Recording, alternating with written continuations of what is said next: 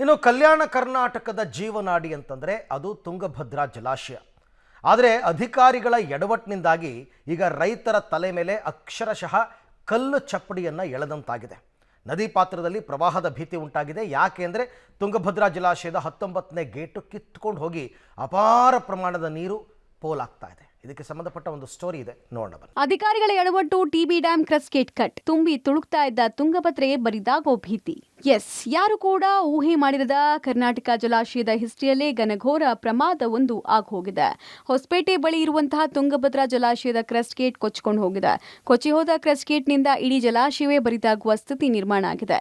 ಒಂದೇ ಗೇಟ್ನಿಂದ ಬರೋಬ್ಬರಿ 35,000 ಕ್ಯೂಸೆಕ್ನಷ್ಟು ನೀರು ಹರಿದು ಹೋಗ್ತಾ ಇದೆ. ಅಂದ್ರೆ 105 ಟಿಎಂಸಿ ಸಾಮರ್ಥ್ಯ ಇರೋ ಜಲಾಶಯಕ್ಕೆ ಆಪತ್ತು ಎದುರಾಗಿದೆ. 4 ಜಿಲ್ಲೆಯ 30ಕ್ಕೂ ಹೆಚ್ಚು ಗ್ರಾಮಗಳಿಗೆ ಪ್ರವಾಹದ ಭೀತಿ.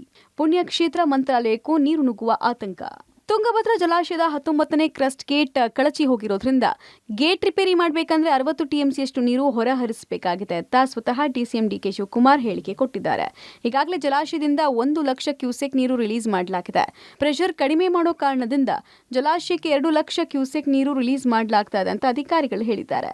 ಇದರಿಂದ ಸುಮಾರು 30 ಗ್ರಾಮಗಳಿಗೆ ನೀರು ನುಗ್ಗುವ ಆತಂಕ ಇದೆ. ಅಲ್ಲದೆ 6 ಲಕ್ಷಕ್ಕೂ ಅಧಿಕ ಪ್ರದೇಶದ ಕೃಷಿ ಭೂಮಿಗೆ ನುಗ್ಗುವ ಸಾಧ್ಯತೆ ಇರೋದ್ರಿಂದ ರೈತರಿಗೂ ಸಂಕಷ್ಟ ಇದೆ.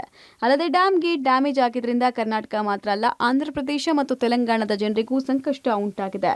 ರಾತ್ರಿ 12:50 19ನೇ ಗೇಟ್ ಏನಿದೆ ಶೈನ್ ಡ್ಯಾಮೇಜ್ ಆಗಿ ಆ ಗೇಟ್ ಕಟ್ ಆಗಿ ಹೋಗಿ ಅಲ್ಲಿ ನಿಂತ್ಕೊಂಡಿದೆ. ತಕ್ಷಣ ನಮ್ಮ ಮ್ಯಾನೇಜ್ಮೆಂಟ್ ಅಥಾರಿಟಿಯವರು ಸಂಬಂಧಪಟ್ಟಂತ ಡಿಸ್ಟ್ರಿಕ್ಟ್ ಅಡ್ಮಿನಿಸ್ಟ್ರೇಷನ್ಗೆ ವಿಚಾರವನ್ನ ತಿಳಿಸಿದ್ದಾರೆ. 98,000 ಕ್ಯೂಸಿಕ್ ಈಗ ನೀರು ಒಟ್ಟು ಎಲ್ಲಾ ಕಡೆ ಹೋಗ್ತಾ ಇದೆ. ಇದು ಒಂದೇ 19ರಲ್ಲಿ 35,000 ಕ್ಯೂಸಿಕ್ ಹೋಗ್ತಾ ಇದೆ. ಸೊ ಈಗ ನಾವು 63ರಿಂದ 53ವರೆಗೂ ಮೇಂಟೈನ್ ಮಾಡ್ಬೇಕು, ಯಾಕೆಂದ್ರೆ ಗೇಟ್ ಹಾಕ್ಬೇಕಲ್ಲ.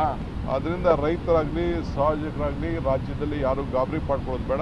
ಇನ್ನು 2 ಲಕ್ಷ ಕ್ಯೂಸೆಕ್ ನೀರು ನದಿಯೊಳಗೆ ಹರಿದು ಬಿಟ್ಟಿದೆ. ಆದರೆ ತುಂಗಭದ್ರಾ ನದಿ ದಡದಲ್ಲಿರುವ ಪುಣ್ಯಕ್ಷೇತ್ರ ಮಂತ್ರಾಲಯಕ್ಕೂ ಜಲಗಂಡಾಂತರ ಎದುರಾಗಲಿದೆ.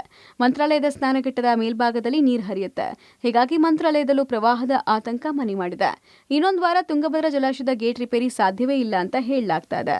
2 ಬೆಳೆ ಬೆಳೆಯುವ ಭರವಸೆಯಲ್ಲಿದ್ದಂತಹ ರೈತರ ತಲೆ ಮೇಲೆ 19ನೇ ಗೇಟ್ನ ಈ ಅವಘಡ ಚಪ್ಪಡಿ ಕಲ್ಲು ಹಾಕ್ದಂಗಾಗಿದೆ. ಇಡೀ ಘಟನೆಗೆ ಅಧಿಕಾರಿಗಳ ನಿರ್ಲಕ್ಷ್ಯವೇ ಕಾರಣ ಅನ್ನೋದು ಮೇಲ್ನೋಟಕ್ಕೆ ಸಾಬೀತಾಗಿದೆ. ಗೇಟ್ಗಳ ಪರಿಶೀಲನೆ ಹಾಗೂ ನಿರ್ವಹಣೆಯಲ್ಲಿ ಟಿಬಿ ಬೋರ್ಡ್ ಅಧಿಕಾರಿಗಳು ಸಂಪೂರ್ಣ ವಿಫಲರಾಗಿದ್ದಾರೆ. ಹೀಗಾಗಿ ಕಲ್ಯಾಣ ಕರ್ನಾಟಕದ ಕೊಪ್ಪಳ, ವಿಜಯನಗರ, ಬಳ್ಳಾರಿ ಹಾಗೂ ರಾಯಚೂರು ಸೇರಿದಂತೆ ಆಂಧ್ರ, ತೆಲಂಗಾಣದ ರೈತರ ಕನಸು ನುಚ್ಚುನೂರಾಗಿದೆ. ಬೇಸಿಗೆಯಲ್ಲಿ ಕುಡಿಯುವ ನೀರಿಗೆ ಜಲಕ್ಷಾಮ ಎದುರಾಗುವ ಸಾಧ್ಯತೆ ದಟ್ಟವಾಗಿದೆ. ಈಗಾಗಲೇ 5 ದಿನಗಳಲ್ಲಿ ಗೇಟ್ ರಿಪೇರಿ ಮಾಡುವುದಕ್ಕೆ ಸರ್ಕಾರ ಪ್ಲಾನ್ ಸಿದ್ಧ ಮಾಡಿಕೊಂಡಿದೆ. ಒಂದು ವೇಳೆ ಅದು ಸಕ್ಸಸ್ ಆದರೆ ಓಕೆ, ಇಲ್ಲದೇ ಇದ್ರೆ 40 ಟಿಎಂಸಿ ನೀರು ಹೊರಗೆ ಬಿಡ್ಲಾಗತ್ತೆ. ಆಗಲೂ ಗೇಟ್ ಕುಡಿಸೋಕೆ ಆಗದೆ ಇದ್ರೆ ಅಂತಿಮವಾಗಿ 60 ಟಿಎಂಸಿ ನೀರು ಖಾಲಿ ಮಾಡೋದು ಅನಿವಾರ್ಯ. 60 ಟಿಎಂಸಿ ನೀರು ಖಾಲಿ ಮಾಡಿದ್ರೆ ಗೇಟ್ ಹಾಕೋದು ತುಂಬಾ ಸರಳವಾಗುತ್ತೆ. ಈಗಾಗಲೇ ಅಧಿಕಾರಿಗಳು ತಜ್ಞರ ಜೊತೆಗೆ ಸಭೆ ನಡೆಸಿ ಚರ್ಚೆ ನಡೆಸಿದ್ದಾರೆ. ಆದರೆ ಇದೆಲ್ಲದರ ನಡುವೆ 2 ಲಕ್ಷ ಕ್ಯೂಸೆಕ್ ನೀರು ನದಿಗೆ ಹರಿಬಿಟ್ರೆ ನದಿ ತೀರದಲ್ಲಿ ಅಪಾಯ ಮಾತ್ರ ಕಟ್ಟಿಟ್ಟ ಬುದ್ಧಿ. ಸೈಡ್ಗಿರುವಂಥ ಚೈನ್ ಕೊಂಡಿ ಪೂರ್ಣ ಕಟ್ಟಾಗಿ ಗೇಟ್ ಪೂರ್ಣ ಕೆಳಗೆ ಹೋಗಿದೆ. ಇದು ಯಾರು ಮಾಡಿದ್ದೇನಲ್ಲ, ಇದು ನೀರಿನ ಫೋರ್ಸು ಹಂಗಿದೆ. ಮೇಂಟೆನೆನ್ಸ್ ಮಾಡ್ತಾ ಇರೋದು ಟಿಬಿ ಡ್ಯಾಮ್ನವರು. ಇಲ್ಲ ನಾವು ಮಾಡಂಗಿಲ್ಲ, ಮೊದಲಿದ್ದೂ ಬೋರ್ಡೇ ಅದನ್ನು ಮೇಂಟೆನೆನ್ಸನ್ನು ಮಾಡ್ತಾ ಇರೋದು. ಅದು ಅವ್ರಿಗೆ ನಾನು ಮಾತಾಡಿದೆ, 1 ತಿಂಗಳದಿಂದ ನಾವೆಲ್ಲ ಮೇಂಟೆನೆನ್ಸ್ ಮಾಡಿದ್ದೀವಿ ಅಂತಲೂ ಹೇಳಿದ್ರು. ಇಲ್ಲಿ ಗೇಟ್ ಮಾಡಿದಂಥದ್ದು ಎಲ್ಲ ಮಾಹಿತಿ ಹೈದರಾಬಾದ್ನಾಗಿದೆ. ಒಟ್ನಲ್ಲಿ ಈ ಸಲ ತುಂಗಭದ್ರಾ ತುಂಬಿ ತುಳುಕಿ ಕಲ್ಯಾಣ ಕರ್ನಾಟಕದ ಜನರಲ್ಲಿ ಸಂತಸ ಮೂಡಿತ್ತು. ಆದರೆ ಇದೀಗ ಡ್ಯಾಂ ನೀರನ್ನ 60% ಖಾಲಿ ಮಾಡದೆ ವಿಧಿ ಇಲ್ಲ ಅಂತಿದ್ದಾರೆ ತಜ್ಞರು.